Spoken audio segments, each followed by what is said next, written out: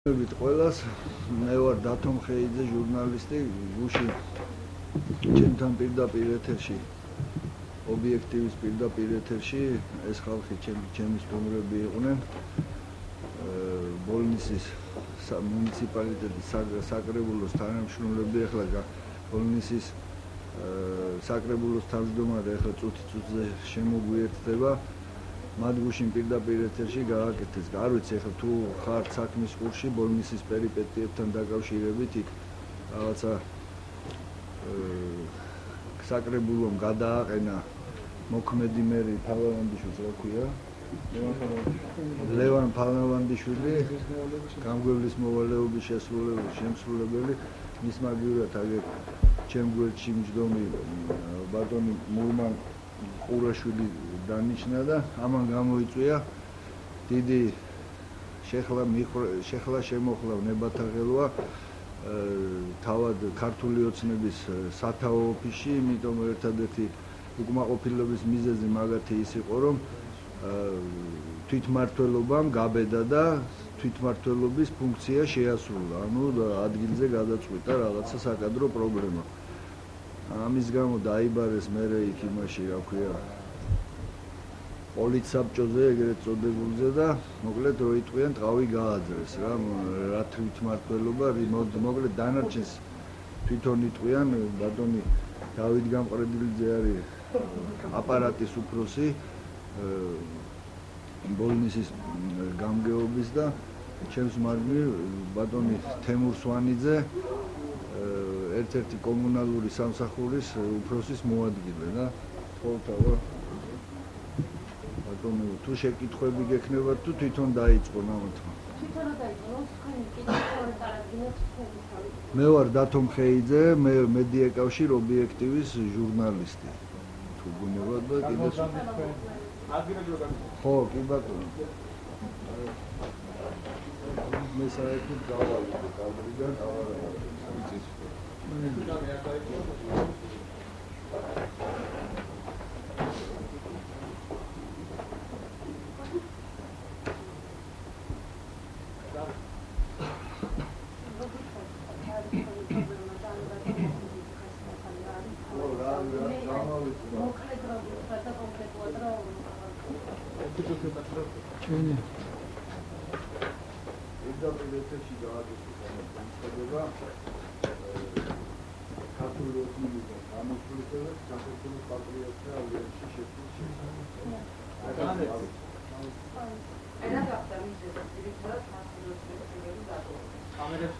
მაგრამ მე მინდა დავაზუსტო, მე არ დამიტოვებია რიგები დადოს ჩემო მეგობრებო. შემოგვიერთდება საკრებულოს თავმჯდომარე, ცოტა მოგვიანებით გზაში სასოფში მოხვდა და ვერ მოვიდა. და მან ეს გუშინ გააკეთეს განცხადება, ეს განცხადება არ გამიკეთებია. მე მოკლედ მინდა გაგაცნოთ ის სიტუაცია თუ რა სიტუაცია შეიქმნა ბოლნისის მუნიციპალიტეტში იმ გადაწყვეტილების შემდეგ, რაც მიიღო საკრებულოს თავმჯდომარემ ბატონმა მალხაზერაძემ, რომელმაც გამოიყენა თავისი კონსტიტუციით მინიჭებული უფლება და კანონით განსაზღვრული მისი უფლება მოსილების ფარგლებში მიიღო გადაწყვეტილება გაანთავისუფლა მუნიციპალიტეტის გამგებლის მოვალეობის შემსრულებელი და მისივე ბრძანებით დანიშნა თქვენი მონამორჩილი ბოლნისის მუნიციპალიტეტის გამგებლის მოვალეობის შემსრულებლად. ამას მოყვა სერიოზული აღშფოთება, ესე ვიტყოდი. ჩვენ ვიყავით პოლიცსაბჭოზე, პარტიის ქართული ოცნება დემოკრატიული საქართველოს პოლიცსაბჭოზე, სადაც განიხილებოდა ჩვენი პერსონალური საკითხი და ერთადერთი მიზეზი, რაც მე როგორც გავიგე და რაც მე გავიგე ესე გაიგეს ჩემო მეგობრებმაც, ჩვენ მოქმედებაში არასწორი ნაბიჯი იყო ის, რომ არ შევათანხმეთ ზემოთ ეს ნაბიჯი. არ ჩავაყენეთ საქმის კურსში. სამწუხაროდ ისეთი ფორს-მაჟორული სიტუაცია შეიქმნა, რომ პრაქტიკულად ჩვენ ამისი დროც არ დაგვჭა და შეიძლება გარკვეულწილად გავიგოთ მათი აღშფოთების საფუძველი, მაგრამ ჩვენ მქონდა საკუთარი მაგალითი თვალწინ, როდესაც 2013 წლის დასაწყისში, მას შემდეგ რაც ოქტომბრის არჩევნები დამთავრდა, სამწუხაროდ ბოლნისის მუნიციპალიტეტში ჩვენ რაიონში დეპუტატობის კანდიდატმა ქალბატონმა დარეჯან ჩხეტიანი დამარცხდა. ვერ მოვიგეთ მაჟორიტარის არჩევნები მიუხედავად იმისა, რომ მან ძალიან სერიოზული შედეგი მიიღო ქართულ მოსახლეობაში და ქართული მოსახლეობის ძალიან სერიოზული მხარდაჭერა ჰქონდა. საბოლოო ჯამში ჩვენი მაჟორიტარმა ვერ გაიმარჯვა და მიუხედავად ყოველივე ამისა, ჩვენმა ჯგუფმა, ჩვენმა ქართული ოცნების აქტივმა და ქართული ოცნების აქტივისტებმა მოახერხეთ ფაქტიურად ყოველგვარი ხმაურის გარეშე კანონიერი მეთოდების გამოყენებით, მხოლოდ პოლიტიკური მეთოდების გამოყენებით და შევცვალეთ ბოლნისის რაიონში საკრებულო თავმჯდომარე და გამგებელი, რომელიც იყო არა მოვალეობის შემსრულებელი, არამედ იყო დანიშნული საკრებულოს მიერ. ჩვენთვის მაშინ საყდარი არავის უთქვია, რომ დაუკითხავთ, რატომ გადავდგით ეს ნაბიჯი, ჩაითვალა როგორც ბუნებრივ ნაბიჯად და ამ მოვლენების შემდეგ იყო ზუსტად რომ დაინიშნა ბატონი მალხაზერაძე საკრებულოს თავმჯდომარედ, შეიქმნა მანვე მისი ძალიან დიდი ძალისხმევით მოხერხდა არჩევნების წინაც კი საკრებულოში ქართული ოცნების ფრაქციის შექმნა. შემდეგ ეს ფრაქცია გაიზარდა უკვე და ბატონი მალხაზერაძე, როგორც მოგახსენეთ, დაინიშნა საკრებულოს თავმჯდომარედ. აქედან გამომდინარე იმ გამოცდილებიდან რაც ჩვენ გქონდა, გამოგჩა ალბათ ეს მომენტი და ამას მოყვა შემდეგ სერიოზული პარტიის პოლიტსაბჭოზე ჩვენი საკითხის განხილვის შემდეგ, სადაც ჩვენ დაგვადეს პარტიული სასჯელის ერთ-ერთი სახე, ერთ-ერთი ყველაზე უფრო მძიმე სახე, რაც არის გათვალისწინებული პარტიის წესდებით, შეგვიჩერდა პარტიის წევრობის სტატუსი. მე მინდა ხაზი გავუსვა, რომ ეს არ არის პარტიის რიგებიდან გარიცხვა, ეს არის მხოლოდ პარტიის წევრობის სტატუსის შეჩერება, რომელიც შეიძლება იყოს მაქსიმუმ 1 წლამდე. შემდეგ ავტომატურად აღდგება, ან მიიღება გადაწყვეტილება პარტიის რიგების დატოვებისა. ამის შემდეგ, როგორც მოგახსენეთ, დაიწყო ძალიან სერიოზული ზეწოლა. ამას მოგახსენებენ თვითონ ბატონი დავითი, ბატონი თემური და მოგზანდება ბატონი მალხაზიც. კონკრეტულად ჩემზე არავითარი ზეწოლა არ ყოფილა, ეტყობა მე არ ჩამთვალეს. არ მთლიან იმ ფიგურად, რომ ხა ჩემზე რაღაც ზეწოლა განახორციელებს, იმიტომ თუ კი მოახერხებენ და შეცვლიან საკრებულოს თავმჯდომარეს, ჩემი საკითხიც ავტომატურ რეჟიმში გადაწყდება. მაგრამ აქ ხაზგასასმელია განსაკუთრებით ერთი ფაქტორი და ერთი მომენტი. დეპუტატთა ის ჯგუფი, რომელიც ძალიან სერიოზული ზემოქმედების შემდეგ აიძულეს შეკრებილი იყვნენ, ეცადათ ჩაეტარებინათ საკრებულოს სხდომა, რომელმაც თითქოს იმპიჩმენტის საკითხი განიხილა, კანონის ძალიან სერიოზული დარღვევებით. არის დეპუტატთა ჯგუფი, რომელიც არის მთლიანად ნაციონალები. ანუ შეიქმნა პარადოქსული სიტუაცია. ჩვენ ქართული ოცნების აქტივს დაგვიპირისპირეს ნაციონალური მოძრაობა. ირიბა თუ პირდაპირ ჩვენი პარტიის ზემდგომი ორგანოების მათი სიჩუმით, ჩუმი თანხმობით თუ როგორ ეს მე მიჭირს ამის თქმა, მაგრამ რეალურად წახალისებით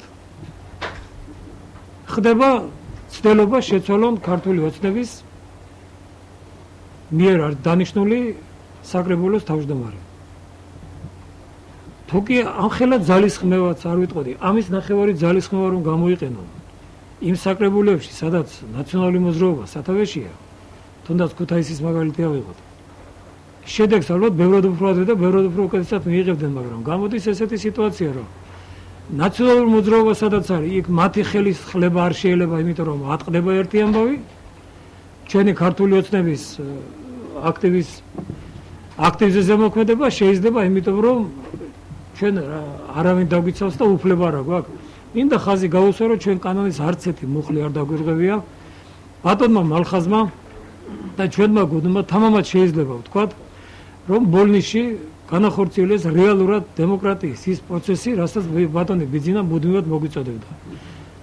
ის ხშირად უსვამდა ხაზს, რომ ადგილზე არის მენტალური პრობლემები, მენტალური პრობლემა იმ ხრივ რომ არ ყოფნის ადგილობრივ თვითმმართველობას გამბედაობა გადადგან ნაბიჯები და აიღონ თავის თავზე პასუხისგებლობა აიღონ პროცესების მართვაზე პასუხისგებლობა და კანონის ფარგლებში სრულად განახორციელონ თავიანთი უფლება-მოსილება.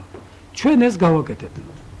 ვერავინ ვერ გვეუბნება კანონის ვერც ერთ მუხტს რომ რაიმე დაირღვა. კი ბატონო. კი ბატონო. დანარჩენს მოგახსენებენ ჩემი მეგობრები.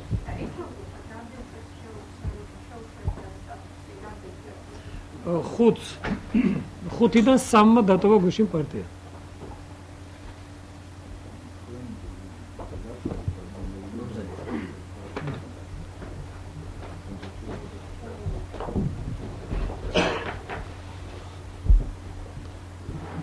შეკითხვები იქნება თუ გიპასუხოთ პირდაპირ.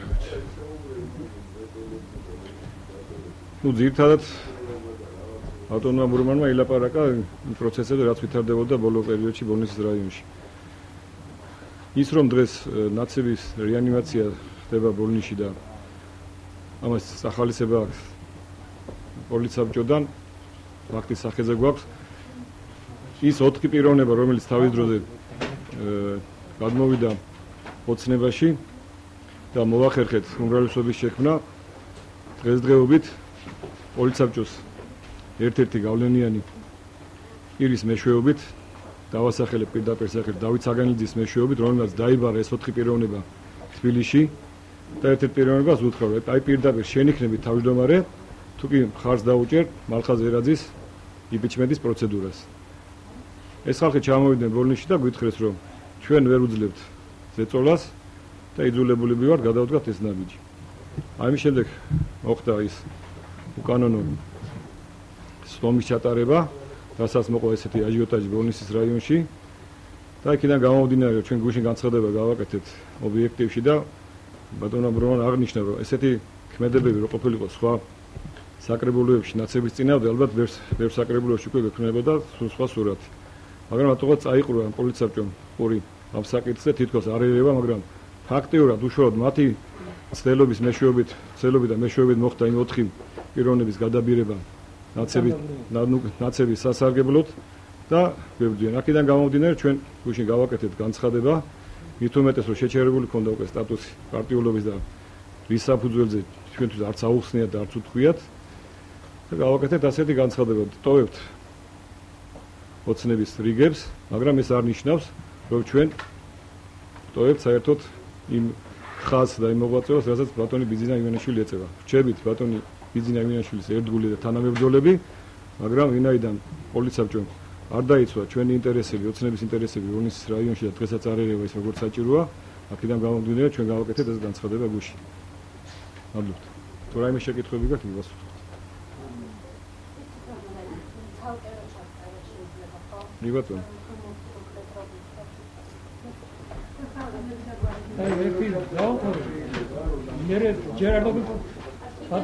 აგერ დავით ილაპარაკეთ.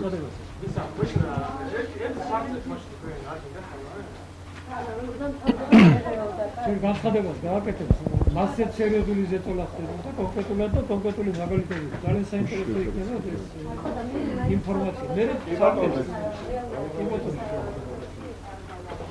მე მონტაჟის დროს გადაგჭირდება.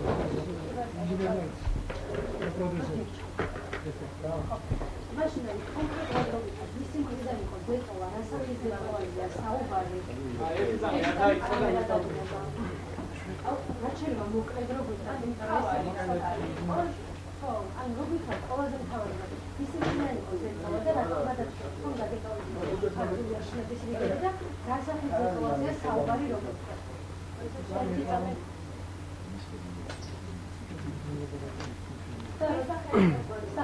მე ვარ დავით გამყრილძე, ბოლნისის რაიონის საკრებულოს აპარატის უფროსის მოვალეობის შემსრულებელი.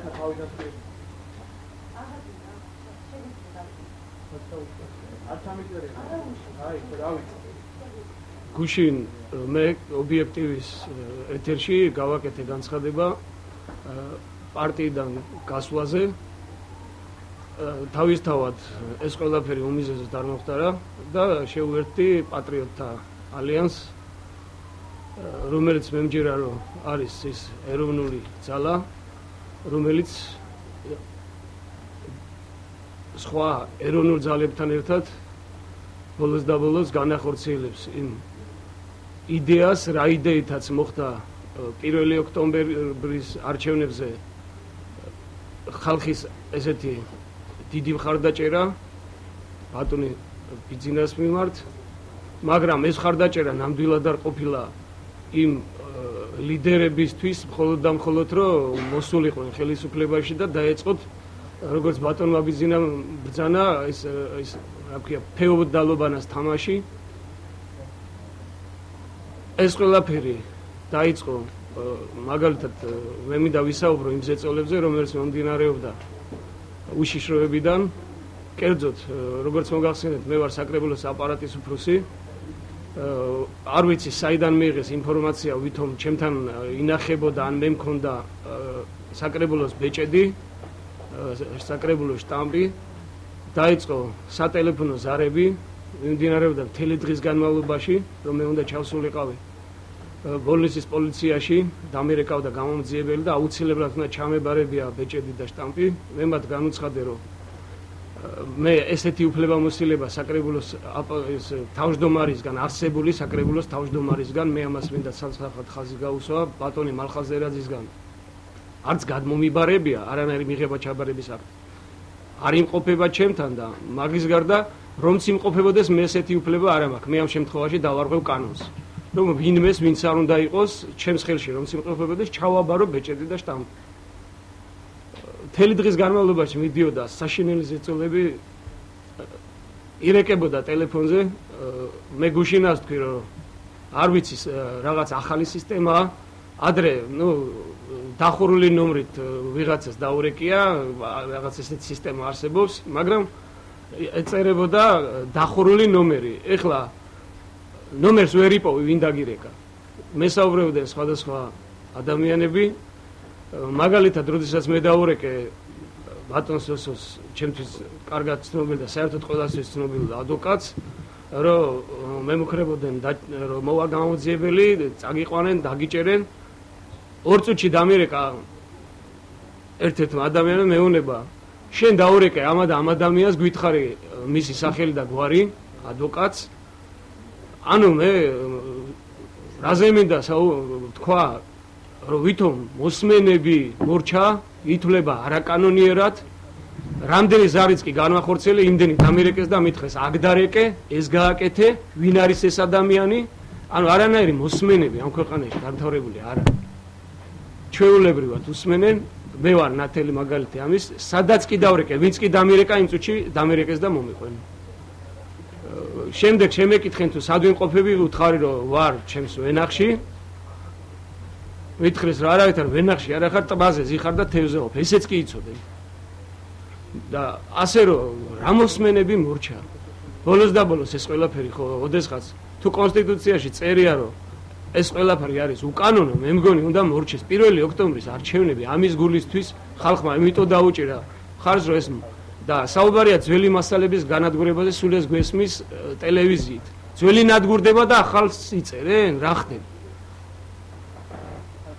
და რაც შეეხება ისა, თუ შეიძლება აი მოკლედ ვიტყვი, რა მოხდა საკრებულოში და რა იგეგმება ხვალ. მე ვარ საკრებულოს აპარატის უფროსი. 26 რიცხვში იყო დაანონსებული აგვისტოზე მაქვს საუბარი ამ წლის საკრებულოს სხდომა, რომელიც დაანონსა საერთოდ წესია ესეთი საკრებულოს აპარატმა. უნდა გამართულიყო მეორე სართულზე, მუნიციპალიტეტის გამგეობის მეორე სართულზე ეს სხდომა. ყველა დეპუტატს დაერეკა, მიიღეს შეტყობინება, რომ ამ დროს, ამ საათზე იმართება საკრებულოს სხდომა. ყველა ამას დათანხმდა, გაიმართა ბიურო. ბიურო არის წინსწრებით, სანამ იქნება საკრებულოს სხდომა. ყველანი ესწრებოდნენ ამ ბიუროს, ამის შემდეგ ავდექით, უნდა წავსულიყავით სხდომათა დარბაზში, რამდენიმე დეპუტატი ავიდა იგივე შენობაში, ოღონდ სხვა სართულზე, შეთანხმებული იყო, რომ ყველა მოდიოდა სხდომაზე და არავის იქ პრეტენზია ამაზე არ ქონია, ჩაიკეტენ და ჩაატარეს ერთი და იგივე დღეს ორი სხდომა არ იმართება არაფრით და ეს არის ბუნებაში შეუძლებელი, ხო?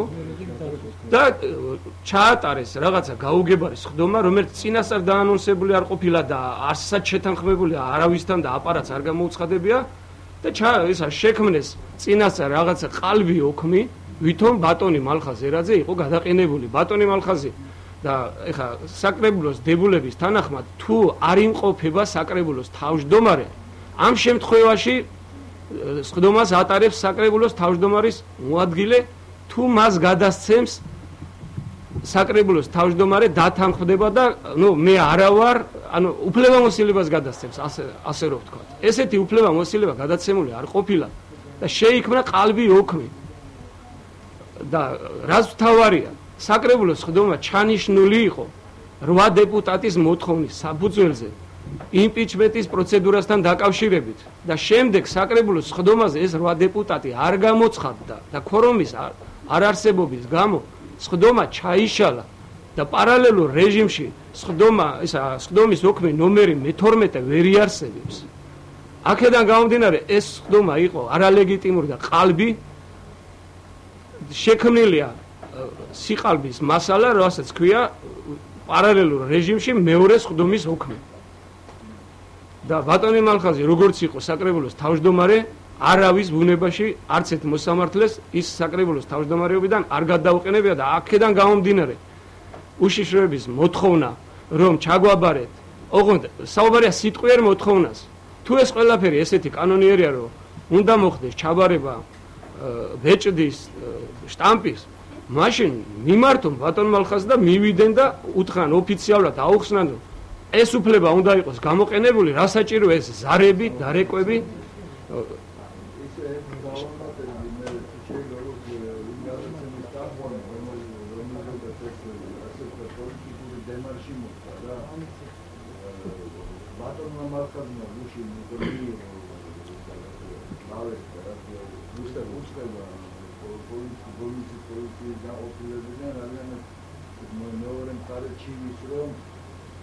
ბეჭედი გაიტაცაოდა რაღაცა მე აქ უნდა დავამატო ალბათ ეს უფრო გაინტერესებს თვითონ კონალობა იმ პოლიციას აი ამაზე ისაუბრა რა პოლიციაზე როგორი ეტიკეტი ჩვენს ზემოთ მარტო მერტია და ესეთი რაღაცები მე მინდა ის შეკითხვაც იყო ესეთი რომ აი პოლიცსაბჭოსთან დაკავშირებით ანუ რამდენ ადამიანს შეგვიჩერდა უფლება მოსილება დროებით, როგორც თქვეს. ოღონდ, როდესაც ჩვენ დავრეკეთ, მე პირადად დავრეკე ბატონ კარიაულთან, შტაბებს ხელმძღვანელობს თუ იქ ძალიან რთულია გაარკვიო ვინ რას ხელმძღვანელობს რა.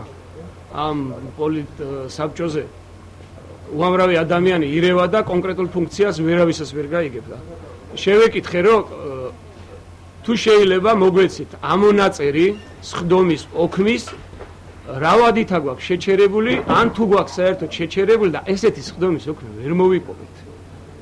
და რაც მთავარია, ამ სიტყვიერი შეჩერების შემდეგ უკვე ჩვენი თავი, თითოეული ჩვენთაგანის თავი კარტ ბლანში მისცეს უშიშროებას თქვენ ხელში არიან, რაც გინდათ ის უქენით. და ამის მერე დაიწყო უსასტიკესი ზეწოლები ჩემზე, საკრებულოს თავმჯდომარეზე, მობრძანდება და ის ისაუბრებს ამაზე. ანუ ფაქტიურად მათ მიიღეს კარტ ბლანში საკუთარ წევრებს შეგვიჩერეს რაღაცა პერიოდით უფლება მოსილება და ჩაგვაგდეს, რასაც ქვია, ხორცის მანქანაში. და ამის მერე მივიღეთ ჩვენ გადაწყვეტილება მე პირადად ბატონმა მალხაზმა, რომ იმ პარტიაში, რომელიც თავის წევრებს ასე ექცევა, მე მგონი არანაირად არღის დარჩენა და მე ვიყავი პირადად ჯეროდა და მჯერა ბატონი ბიძინას ხაზის, ოღონდ ამ პოლიცსაბჭოს წევრებთან, რომელიც მე ეჭვება რომ შეცვალოს ვინმე, არანაირი საქმე არ მინდა რომ მქონდეს და პარტიულ დისციპლინას აღარ დაურღვევ, ასე რომ ვთქვათ რა, რომელიც თურმე თვითმმართველობასთან შეხებაშია.